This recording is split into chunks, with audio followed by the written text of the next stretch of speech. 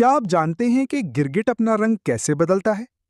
अक्सर लोग समझते हैं कि गिरगिट सिर्फ अपने माहौल में छुपने के लिए रंग बदलता है, लेकिन हकीकत इससे कहीं ज्यादा दिलचस्प है। गिरगिट की जिल्द के अंदर खास खुलिये होते हैं जिन्हें इरिडोफोर्स कहा जाता है।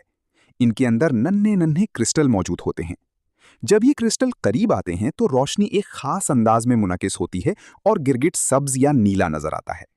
और जब ये क्रिस्टल दूर हो जाते हैं तो रंग बदलकर पीला, नारंगी या सुर्ख हो जाता है। यानी गिरगिट रंग नहीं बनाता, बल्कि रोशनी के खेल से रंग बदलता है।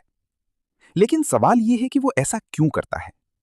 गिरगिट सिर्फ छुपने के लिए नहीं, बल्कि अपने जज्बात जाहिर करने, दूसरे गिरगिट को मुतासिर करने और जिस्म का दर्जा हरारत कंट्रोल करने के लिए भी रंग बदलता है।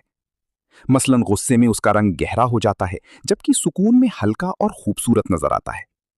तो अगली बार जब आप गिरगिट देखें तो याद रखें, ये सिर्फ रंग बदलना नहीं, बल्कि एक जबरदस्त साइंसी कमाल है। ऐसी मजीद दिलचस्प वीडियोस के लिए सब्सक्राइब जरूर करें।